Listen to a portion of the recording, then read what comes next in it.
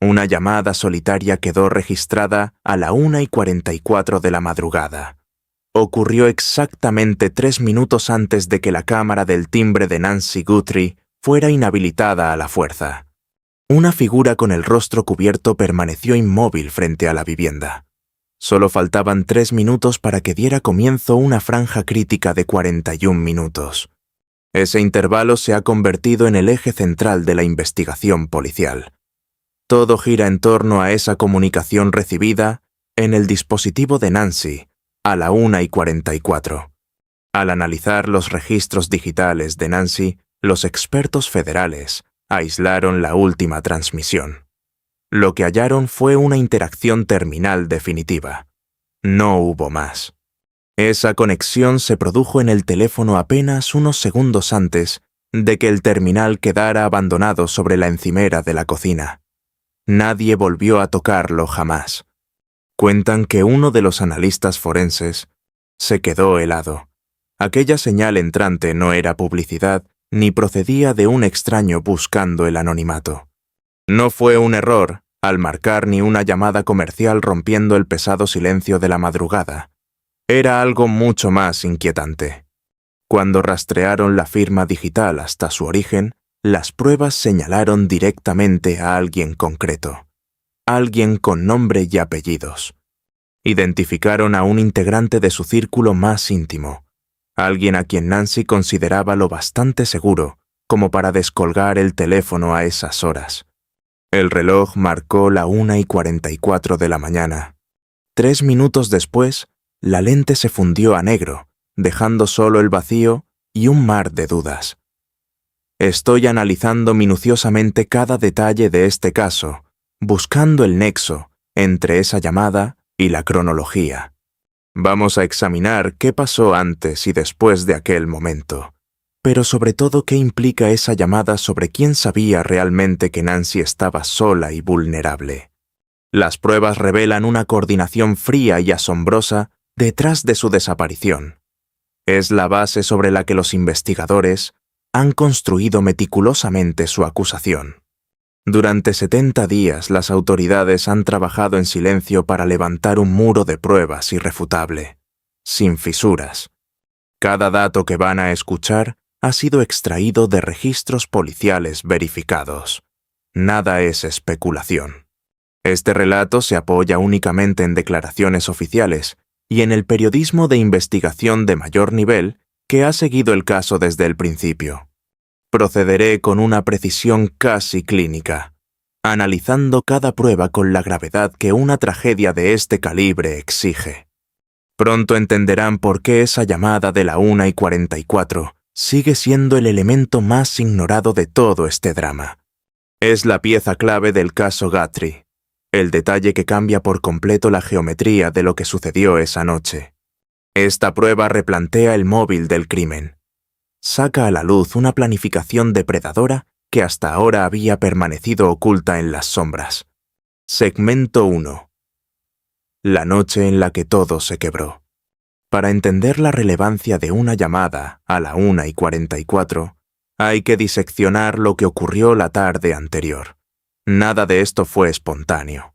Nancy Guthrie pasó su última noche haciendo lo de siempre, y quizás sea eso, esa absoluta normalidad, lo más inquietante de su desaparición. Una rutina tan cotidiana que hace que la violencia posterior resulte casi física insoportable. Era el 31 de enero de 2026. A las 5:32 de la tarde, Nancy pidió un Uber desde su casa en el barrio de Catalina Foothills, en Tucson, Arizona. A sus 84 años, la mujer dependía de un andador para poder moverse. Su movilidad era ya muy reducida. Necesitaba medicación diaria para sobrevivir. Por eso sus pasos aquella tarde del 31 de enero siguieron una rutina grabada a fuego. Iba a cenar con su familia a casa de Annie, su hija mayor. Apenas 4 millas la separaban de su destino. El coche la dejó en la puerta. Allí la esperaba Annie y también su yerno Tommaso Cioni. Pasaron unas 4 horas juntos. Cenaron, jugaron a algo y charlaron de lo de siempre. Una reunión familiar estándar. No hubo tensiones, ninguna señal de alarma. Todo parecía estar en orden. Los registros de su marcapasos confirmaron después que su ritmo cardíaco se mantuvo estable. Ni una sola arritmia por estrés. Los datos dibujan una calma absoluta. Estaba relajada disfrutando de la compañía de sus seres queridos sin sospechar nada. Entre las 9:30 y las 9:45, la velada terminó de forma natural. Pero esta vez no llamó a un taxi para volver. Fue Tommaso Cioni, el marido de su propia hija, quien se ofreció a llevarla de vuelta en ese corto trayecto de 4 millas. La acompañó hasta las silenciosas calles de Catalina Foothills. Nancy llegó a su casa a las 9:48 de la noche. A las 9:50 se aclara la garganta de la noche. La puerta del garaje bajó y se cerró. La huella digital forense no miente. Ese es el sello de tiempo exacto. Ese clic metálico fue el último momento de Nancy como una mujer libre. Estaba a salvo dentro sola, mientras pasaban 4 horas antes de que la noche se volviera letal. Un vacío de 4 horas y 7 minutos separa el cierre de esa puerta de la llegada del intruso. Un tiempo muerto aterrador.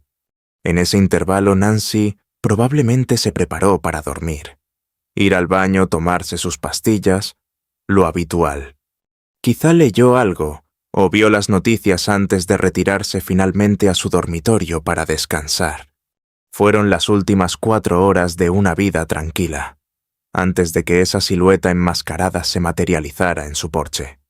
Pero ese silencio de 4 horas es un engaño. En realidad ocultaba un frenesí de actividad clandestina que ya se había puesto en marcha. Nancy aún no era consciente, ni aquello sucedía todavía en el interior de su casa. Todo cobraba forma en la periferia oscura del caso, mutando hacia una nueva y violenta realidad. Los cazadores coordinaban sus pasos hacia ella. Alguien perfeccionó esa cacería letal durante aquellas 4 horas. Cerraron la logística, revisaron el reloj y ataron cada cabo suelto. A la 1:44. Justo 180 segundos antes del apagón de la cámara llegó la señal. El móvil de Nancy se iluminó. Una huella digital en un plan invisible. Cada byte de esa información exige un análisis clínico. Los registros telefónicos revelan secretos que las pruebas físicas no alcanzan. Para entender el hallazgo en el registro de Nancy, hay que comprender la profundidad del análisis forense móvil actual. La mayoría ignora el volumen de inteligencia forense oculto tras un simple evento de comunicación. Cuando el FBI extrae registros por un homicidio, recibe mucho más que una simple lista de llamadas. Obtienen una reconstrucción forense quirúrgica de cada interacción ocurrida en ese dispositivo específico. Llamadas, mensajes y paquetes de datos ocultos se mapean vinculando cada uno a un segundo exacto. Los analistas ven emisor, receptor, duración precisa y, lo más importante, los datos del sector de red. Los rebotes en las antenas revelan la ubicación física de ambos terminales durante el contacto. En Tucson, la triangulación reduce la posición a unos pocos cientos de metros. Con varias antenas, la precisión es total. Por eso, al detectar esa llamada de la 1:44, los investigadores hallaron más que un nombre. Fijaron un lugar en un momento exacto. Sabían dónde estaba el autor de la llamada. Ese cruce entre identidad y geografía es un rastro devastador. Los detectives han guardado este dato 70 días. Analicemos ahora qué es una certeza y qué es simple rumorología. Hay que separar las declaraciones oficiales de las filtraciones que llegan de fuentes de alto nivel. Los informes confirman un último contacto minutos antes del caos. El rastro conduce a alguien frío y cercano. Al otro lado de la línea estaba alguien del círculo íntimo de Nancy. Fuentes fiables indican que el autor estuvo en la misma cena horas antes. Los expertos en la investigación lo confirman. Sin embargo, la naturaleza exacta de ese contacto final, si fue una nota de voz, un texto o una llamada directa sigue bajo secreto. No se sabe. Pero el peso de ese contacto 3 minutos antes del apagón es innegable.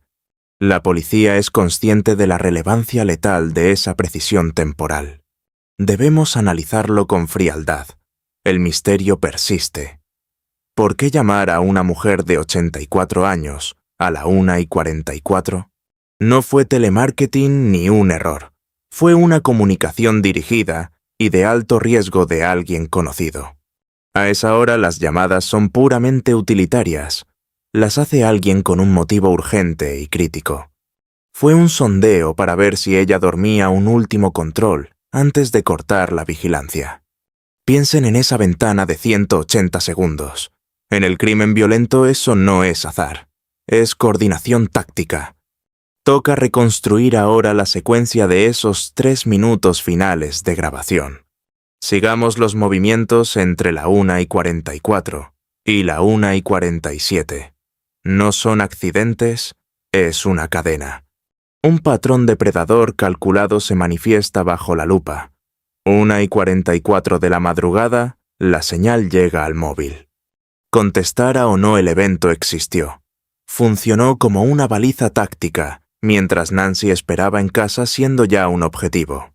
En las sombras de Catalina Foothills, alguien enmascarado acortaba distancias en la oscuridad. 1:47. Pasan 3 minutos.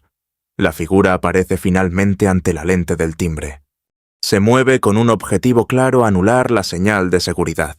No fue algo aleatorio ocurrido horas después. Solo 3 minutos tras la llamada, el sujeto llegó con la intención y la habilidad de cortar la emisión. La cercanía con la llamada sugiere un vínculo causal directo entre el contacto digital y la entrada física. Este solapamiento temporal es demasiado exacto para ser casualidad. Indica una premeditación criminal de alto nivel. En una ejecución táctica, un mensaje 3 minutos antes es la señal de salida. Tiene un fin violento único. Confirma el estado del objetivo, o indica que el perímetro está despejado y la ventana abierta. Es el reconocimiento final previo al asalto. Operativamente la lógica resulta brutalmente sencilla. Si te dispones a anular la seguridad y entrar en una casa, tu prioridad absoluta es la certeza. ¿Por qué verificar justo 3 minutos antes del golpe? Para asegurar que el objetivo está donde esperas. Te aseguras de que nada se ha movido desde el reconocimiento previo. Es la confirmación fría de que el plan sigue siendo viable para el grupo operativo. Una señal lanzada a la 1:44 de la madrugada hacia el interior de esa vivienda. No es azar. Es un chequeo táctico, un depredador, verificando que su ventana de oportunidad está de par en par. Exactamente 3 minutos más tarde, el mecanismo del horror se puso en marcha. Valoremos la teoría de que esa llamada fuera solo una anomalía sin conexión alguna con el rapto. Pudo ser un error al marcar, o quizá un fallo técnico inocente en medio del silencio absoluto de la madrugada, aislado de todo lo demás. Ese planteamiento podría sostenerse, pero este caso no tiene nada de ordinario para los investigadores. Los indicios hablan de otra cosa. Hablan de una operación quirúrgica coordinada al milímetro y ejecutada con una frialdad clínica que aterra. Fue un golpe directo, ejecutado por alguien que conocía al detalle la vida privada de Nancy Guthrie, sus horarios y sus rincones más íntimos. Bajo esta luz, esa llamada de 3 minutos antes del asalto deja de ser una casualidad. Y los investigadores lo saben. No la han pasado por alto. Fíjate ahora en el apagón de Internet. Es un dato que apenas aparece en los informes que han salido a la luz. Este fallo técnico adquiere un peso enorme si lo sumamos a la llamada previa. 5 semanas tras la desaparición de Nancy, el FBI empezó a peinar la zona. Fueron puerta por puerta en aquel barrio tan tranquilo. Tenían una duda muy concreta sobre una extraña caída del servicio que dejó a la calle a ciegas el 31 de enero. La red colapsó en la madrugada del 1 de febrero, justo el momento en que alguien se llevaba a Nancy de su propio hogar. De pronto los vecinos descubrieron que sus cámaras Ring no tenían nada. No era un archivo dañado. Los vídeos habían sido borrados, extirpados del sistema por completo. Todo lo que debió grabarse en esos minutos críticos se desvaneció. Simplemente dejó de existir en la nube. Los equipos como el Google Nest de Nancy funcionan sincronizados con servidores externos. Si cortas el cable invisible de la conexión, el vídeo jamás llega a subirse, provocando un apagón digital selectivo. Cualquiera con el conocimiento necesario podría abrir agujeros negros en la vigilancia de toda la calle. De esta forma el equipo de extracción se movería entre las casas sin miedo, sin rastro digital, invisibles para la tecnología. Volvamos a la llamada.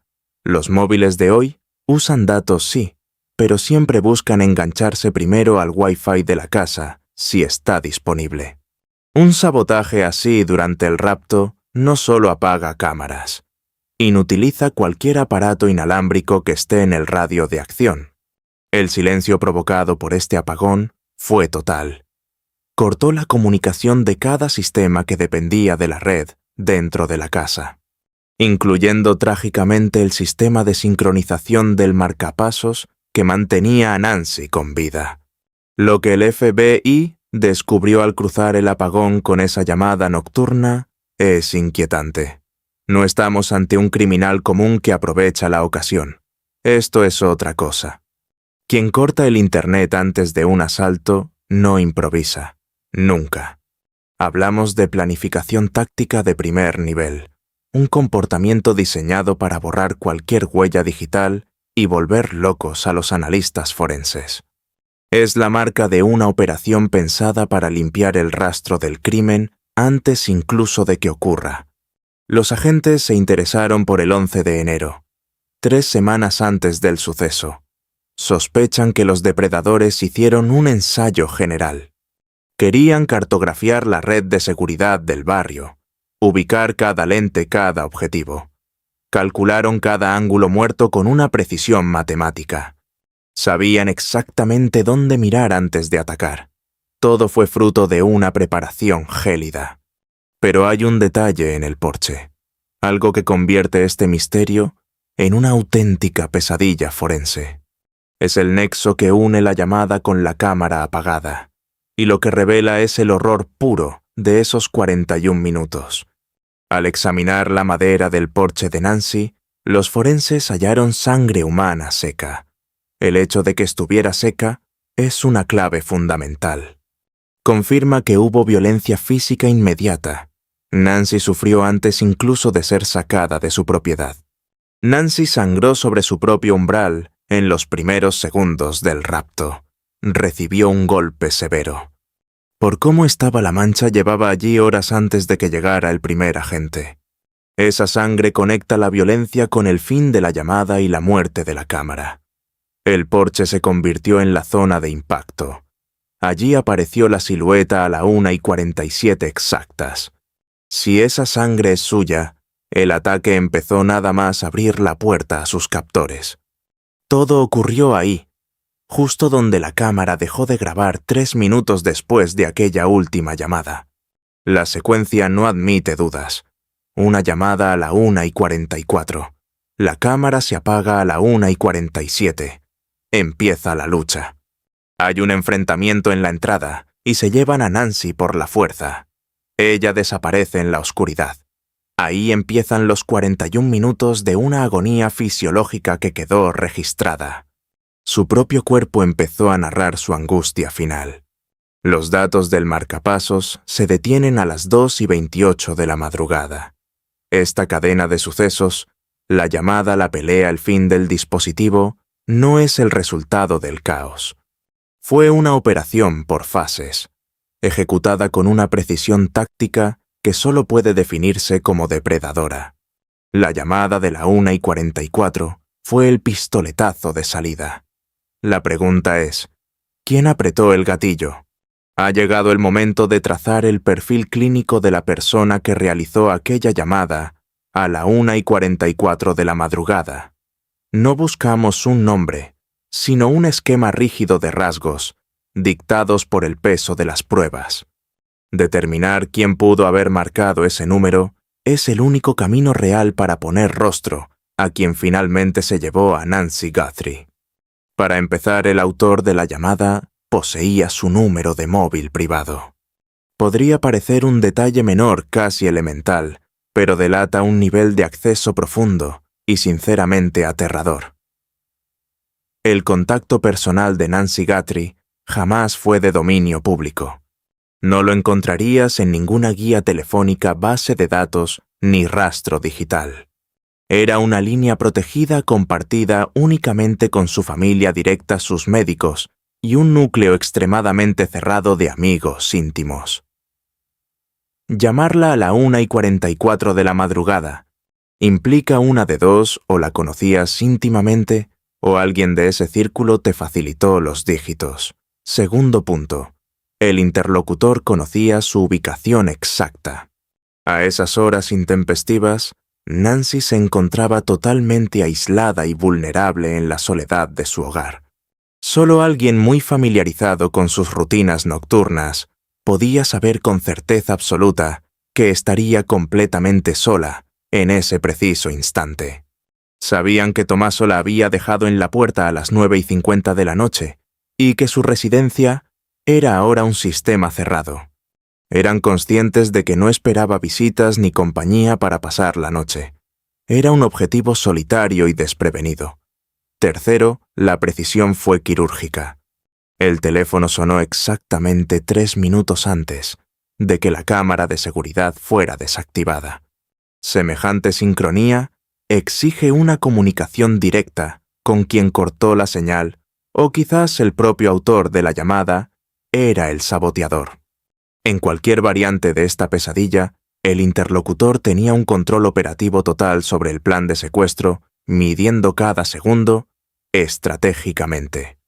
Esa llamada de teléfono cumplía una función específica y oscura dentro del engranaje general. Cuarto punto. El rastro forense nos ofrece una conexión vital. Los datos de la investigación confirman que la última comunicación de Nancy se rastreó hasta alguien profundamente integrado en su vida personal. Alguien estrechamente vinculado a los sucesos de aquella tarde. Una persona presente en esa cena o situada a un solo grado de separación de la mesa.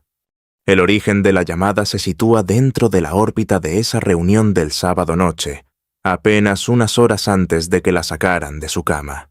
Unan los puntos: alguien con su número privado, alguien que sabía que estaba sola, alguien con una conciencia táctica y depredadora, un individuo íntimamente ligado a la noche del 31 de enero. No estamos ante una lista extensa, es un círculo asfixiante. Pongamos el foco en los comensales. Aquella noche en casa de Annie, un grupo concreto manejaba toda la información en tiempo real. Sus datos específicos sobre los movimientos de Nancy son la llave maestra que descifra el misterio de la llamada de la 1:44. Los asistentes confirmados fueron Nancy Annie y Tommaso, una hija, un yerno y una madre. Una velada familiar tranquila en apariencia. Todos los que estaban sentados a esa mesa sabían que Nancy se retiraba a casa. Sabían que Tommaso era quien conducía. Conocían su hora de llegada a las 9:50 de la noche y que la casa quedaría vacía en cuanto él se marchara. Todos tenían su número de móvil. Todos sabían que pasaría el resto de la noche sola. Que quede claro, esto no es una acusación contra Annie Tommaso ni ningún familiar de los Guthrie. Los informes indican que la familia colaboró plenamente con la policía y están destrozados por la pérdida de la matriarca. Sin embargo, la realidad de la investigación es fría y cruda. Esos invitados poseían la información más precisa sobre los movimientos de Nancy. Si el que llamó sabía que estaba en casa, la pregunta lógica es: ¿quién filtró ese dato? ¿Quién reveló su ubicación? ¿Había alguien en la sombra de esa cena con conexiones que requirieran el escrutinio más intenso y severo del FBI? No es una suposición al azar. Es el marco clínico que los agentes federales han utilizado desde la primera semana de búsqueda. El hecho de que su última llamada nos lleve a alguien de su entorno convierte la cronología de esa cena en algo absolutamente crucial. Todo sugiere que el flujo de información que permitió la llamada de la 1:44 nació dentro de ese círculo íntimo del sábado noche. Todo comenzó con las personas en las que Nancy más confiaba. Por último, fíjense en el teléfono que quedó atrás en la escena. El móvil de Nancy nunca salió de la casa. Un hecho verificado que apunta a una interrupción violenta y repentina. Cuando los investigadores llegaron el 1 de febrero, el dispositivo estaba sobre la encimera, justo donde ella lo utilizó por última vez. La gravedad de este detalle es inmensa. Una mujer de 84 años llevada a la fuerza en plena noche no tuvo ni un segundo para reaccionar. Esto refuerza la idea de que la filtración de datos que alimentó aquella llamada nocturna se originó en sus vínculos más cercanos. Piensen en ese dispositivo abandonado. El teléfono de Nancy jamás abandonó su hogar. Es un dato confirmado y profundamente inquietante. Al procesar la escena del crimen aquel 1 de febrero, el móvil seguía exactamente en el lugar donde ella lo dejó. El peso de este hecho es sobrecogedor. Una mujer de 84 años secuestrada en la oscuridad de la noche tuvo tiempo cero para pedir ayuda. Una anciana de 84 años arrancada de su hogar por la fuerza en el silencio de la madrugada ni siquiera tuvo la oportunidad de intentar una llamada. No pudo recoger nada esencial, ni el teléfono ni su medicación vital. Fue un abandono clínico del yo, un vacío psicológico absoluto. Ambos objetos permanecieron allí. Para nuestra investigación, ese teléfono abandonado es una confesión digital sobre el contacto de la 1:44. Si se produjo una conexión a la 1:44 de la madrugada, esa conversación final ocurrió en un dispositivo que quedó allí solo en el vacío absoluto de la escena. Cada palabra intercambiada se grabó a fuego en un hardware hallado justo donde el forcejeo posiblemente alcanzó su punto de mayor violencia. Ese aparato se convirtió en oro forense al instante. Los registros de llamadas no se borraron ni se esfumaron. El sistema lo capturó todo. Los investigadores federales tienen la extracción completa. Cada señal entrante, cada texto y cada paquete de datos registrado meticulosamente con su marca de tiempo exacta. No estamos ante un escenario donde alguien quemó o robó las pruebas cruciales en el último momento. Recuperaron el hardware intacto. Funcionaba perfectamente. Se quedó allí esperando a ser encontrado. Mientras se llevaban a Nancy por la fuerza, su testigo digital permaneció atrás para narrar la historia de sus últimos minutos de vida. Aquí está la clave táctica. Esa ventana de la 1:44 es un registro imborrable, no un enigma sin resolver en la oscuridad. Desde el 1 de febrero, el buró posee cada byte de información transmitido durante esos momentos finales y desesperados. Los agentes supieron quién estaba al otro lado de esa llamada entrante desde la primera hora de búsqueda. No se preguntan quién llamó. Ya lo saben. La verdadera cuestión aquí es la estrategia psicológica que hay detrás de este silencio absoluto por su parte. Un apagón informativo de 70 días sobre esta pista sugiere que están preparando una trampa metódica contra un objetivo muy concreto. Están construyendo una acusación blindada, dejando que la persona de la llamada sienta una falsa seguridad por ahora. Y entonces aparece la anomalía. Una señal emitida desde una torre de telefonía a 200 millas de allí. Muchos lo verán como un simple fallo técnico, pero vinculada a esa llamada de la 1:44, se convierte en una maniobra calculada. Las autoridades rastrearon un pulso del dispositivo de Nancy a 200 millas de su casa. La reacción del buró fue de una urgencia feroz que nadie fuera del círculo íntimo sabe explicar. Recuerden, hablamos del mismo dispositivo que estaba en su casa su conexión con el mundo abandonado en la penumbra. Se supone que ese teléfono estaba en la encimera de la cocina o dentro de la vivienda cerrada a cal y canto. ¿Cómo es posible que un objeto inmóvil en una casa bajo llave grite a través de torres de telefonía a 200 millas de distancia? La teoría más inocente dice que los forenses movieron el hardware un simple trámite administrativo durante el procesado de los datos. Pero un perfil psicológico más oscuro sugiere que un intruso regresó a la escena antes de que el perímetro fuera seguro. Alguien pudo entrar en ese vacío tras el secuestro y llevarse el teléfono justo antes de que llegara la policía. Esa señal a 200 millas de distancia sugiere un traslado a toda velocidad de la prueba principal del caso. La magnitud de la respuesta del FBI demuestra que esto no fue un fallo técnico ni un error de oficina. Fue una persecución en toda regla. Si el teléfono se movió a alguien con acceso o una palanca lo hizo, significa que el asesino o un cómplice estuvo en esa cocina silenciosa cuando Nancy ya no estaba. Necesitaban ese aparato. Necesitaban plantar un fantasma digital a 200 millas para confundir por completo la cronología de los hechos.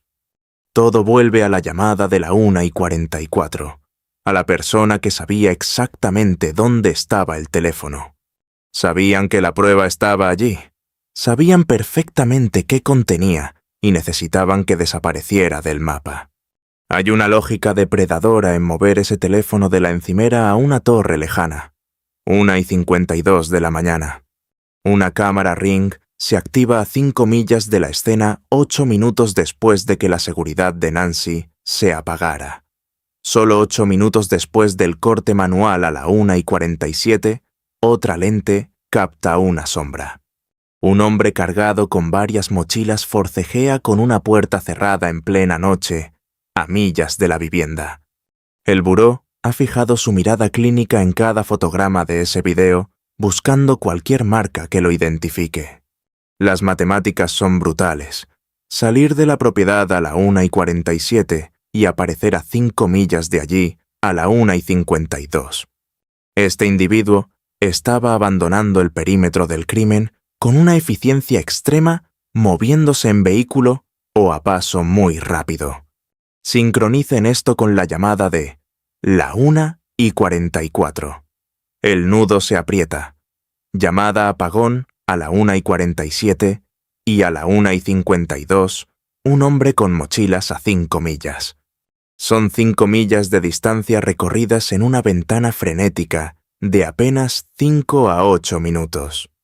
A las 2 de la mañana por calles suburbanas vacías, un vehículo puede devorar 5 millas en minutos. No fue un paseo casual. Fue una huida motorizada y rápida con un propósito operativo claro. Alguien huyó de casa de Nancy con precisión táctica y un objetivo oscuro. La figura de la cámara Ring llevaba puestas y cargaba varias mochilas pesadas. El sujeto que neutralizó la cámara de Nancy llevaba múltiples mochilas, una firma visual que el FBI identificó desde las primeras horas de la investigación. El perfil del sospechoso se está volviendo cada vez más sólido y letal. Un depredador con capucha, mochilas pesadas y una ejecución quirúrgica. Todo forma un cuadro probatorio clínico e innegable. Esta es la cacería que los investigadores están montando, empezando por esa comunicación crítica de la 1:44 que lo inició todo. Desde el apagón de la cámara a la 1:47 hasta el video a la 1:52 a 5 millas, el pulso de las 2:12 y la terminal del marcapasos a las 2:28. Un rastro con marcas de tiempo que documenta paso a paso el final. Los momentos de puro pánico del rapto de Nancy Guthrie se desgranan aquí como un hilo gélido constante y de una precisión aterradora.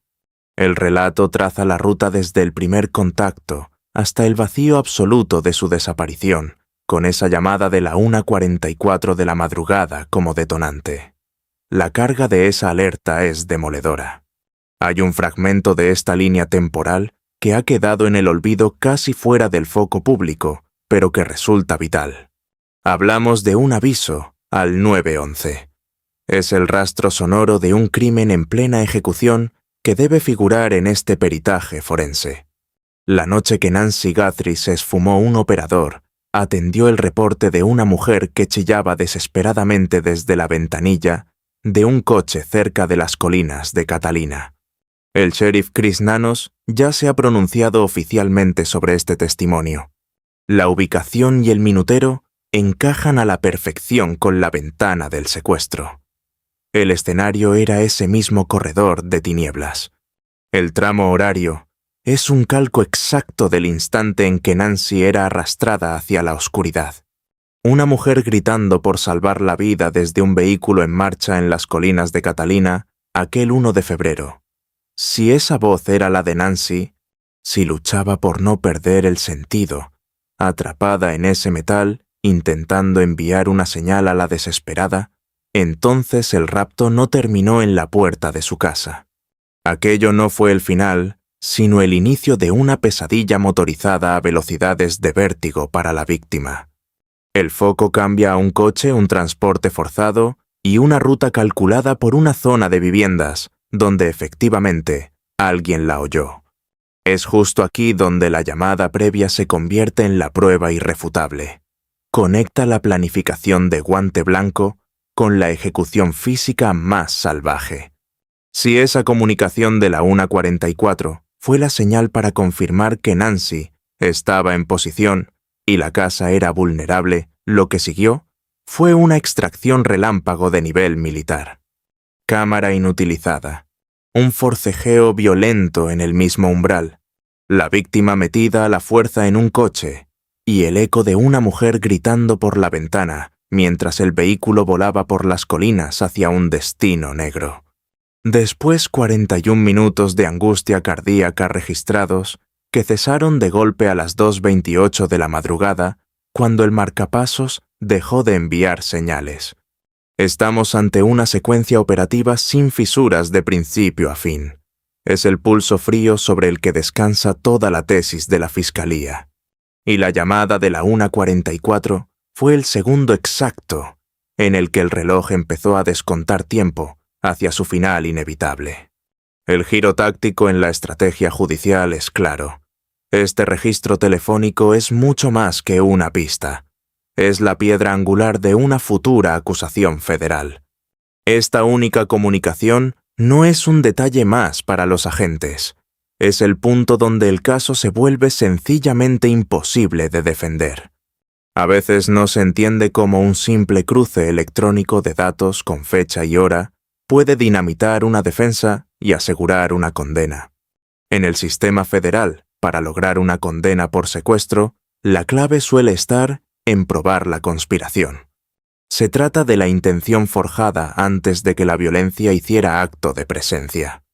Cuando el delito implica una red donde uno facilita el acceso y otro realiza el rapto físico, la ley habla de conspiración criminal. Los fiscales federales usan este cargo para garantizar que todos los implicados en el secuestro carguen con el máximo peso legal posible. Son acusaciones que conllevan castigos brutales que se aplican de forma independiente a los cargos por secuestro, haciendo que la cadena perpetua sea una certeza estadística. Para demostrar esto, el Estado debe probar un acuerdo mutuo para delinquir y un acto manifiesto que ponga en marcha la maquinaria. Un solo acto que confirme que el plan ya no era una idea, sino una misión activa avanzando hacia su objetivo. Una llamada realizada 3 minutos antes del asalto a la vivienda es ese acto manifiesto.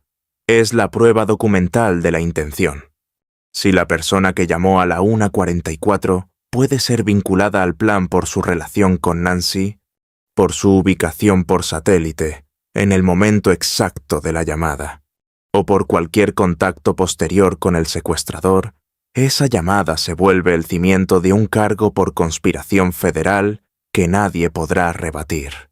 Esto da sentido a los 70 días de silencio estratégico por parte del FBI. No están parados. Están convirtiendo los datos en munición.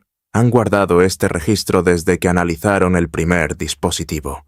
No andan buscando la verdad. Están soldando los barrotes de la celda. Los agentes están levantando una estructura legal milimétrica en torno a esta llamada, cerrando cualquier salida para los sospechosos. Todo lo demás, el rastro de ADN, las transferencias en Bitcoin, la pista de Sonora y las imágenes de las cámaras, todo orbita alrededor de esa llamada. La investigación se resume en una pregunta: ¿quién llamó? ¿Desde dónde? ¿Y cómo sabía que Nancy estaba indefensa? ¿Cómo se conecta ese informador con el encapuchado que irrumpió solo 180 segundos después? Cuando el departamento decida golpear ese registro de la 1:44, no será un dato perdido en el archivo. Será la primera frase de la acusación federal que les robe la libertad para el resto de sus días. El sentido de estos 70 días de silencio, sin esposas ni nombres, solo la calma calculada de las autoridades federales. Hablamos de la evidencia forense más letal obtenida hasta el momento en la caza de los captores de Nancy. Hay que entender cómo funciona este silencio estratégico. No es un vacío de pruebas, es un cálculo táctico que casi todo el mundo está leyendo al revés. Este mutismo no significa que la investigación esté estancada o que hayan fracasado. Para nada. Es la respiración contenida antes del zarpazo federal. En los grandes casos federales de secuestro, donde hay conspiraciones densas y ramificaciones internacionales, los tiempos para ejecutar un arresto son por naturaleza lentos. El Departamento Federal no mueve un solo dedo, basándose únicamente en una corazonada o en una confianza a medias. Esperan a tener un dominio forense total y absoluto. Solo esposan a alguien cuando tienen la certeza de que la condena resistirá cualquier apelación federal posterior. Son listones legales muy distintos, de niveles diferentes. La llamada de la 1:44 de la madrugada, el rastro de Bitcoin, el ADN y los datos de Sonora, todo forma parte de un perfil psicológico clínico.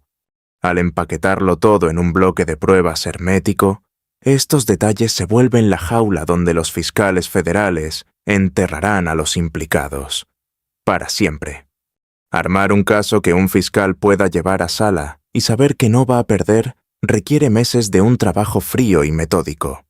En marzo, el sheriff Nanos fue claro: se conoce el móvil. Y fue muy específico al respecto. Esto fue un crimen quirúrgico ejecutado con una precisión milimétrica. Cuando advierten públicamente que el sospechoso podría volver a actuar, no están dando una voz de alarma genérica. Es el análisis psicológico de una amenaza muy concreta. Es un mensaje directo para alguien a quien ya vigilan. Alguien que solo espera el momento de dar un último paso en falso. El móvil, la precisión del rapto y este silencio calculado dibujan la imagen de una red federal que se cierra poco a poco sobre el sospechoso principal. Los agentes saben con exactitud qué fue lo que ocurrió aquella noche. Ahora mismo solo están apuntalando la estructura legal para que cuando el sospechoso despierte, entienda que la trampa ya saltó. En el ojo de este huracán federal está esa llamada de la 1:44 de la madrugada. Ha sido el ancla de todo el caso desde el primer día. Se hizo exactamente 3 minutos antes de que alguien con el rostro cubierto cortara la electricidad de la cámara del porche. Una casa en Tucson, Arizona. Una mujer de 84 años. Alguien con acceso íntimo llamó a una línea privada. Alguien que sabía que Nancy estaba allí sola y vulnerable en mitad de la oscuridad. Fue una sincronización clínica, ejecutada por alguien que sabía el momento justo en el que bajarían las defensas para que empezara el calvario de Nancy Guthrie. Ese terminal que quedó olvidado entre el caos de la escena del crimen lleva 70 días bajo custodia federal, sufriendo un interrogatorio digital exhaustivo. Esa llamada fue el pistoletazo de salida para una operación que duró exactamente 41 minutos. Un golpe quirúrgico orquestado por gente que desde luego no era ajena al círculo íntimo y reservado de la víctima. 70 días después, el rastro digital de esa conexión descansa en los servidores federales. Es un martillo forense esperando a golpear. Tienen el número. Han incautado todos los registros de la compañía telefónica. El rastreo por repetidores sitúa el dispositivo en un punto exacto del mapa en esa gélida noche de febrero. Los agentes han atado el caso a ese único evento cronometrado. Con paciencia. Cuando lleguen las esposas solo habrá que tirar del hilo forense hacia atrás, hasta el origen. Hay que seguir la lógica directamente hasta la raíz de todo. Todo conduce a la 1:44, 3 minutos antes del apagón. Una llamada que creyeron que sería invisible. Se equivocaron. Su negación fue papel mojado. La memoria del marcapasos actuó como un testigo digital mudo, registrando datos físicos que ningún testimonio podrá desmentir jamás. Fueron 41 minutos. El corazón de Nancy escribió un diario de cada latido errático. Una hoja de ruta del trauma físico brutal que tuvo que soportar. Estos registros aislados forman una cronología atroz. Reconstruyen paso a paso la violencia de esa noche del 1 de febrero. La investigación no se ha movido de ese rastro. Siguen cada pista esperando a que el silencio estalle y la verdad sobre lo que le pasó a Nancy salga por fin a la superficie.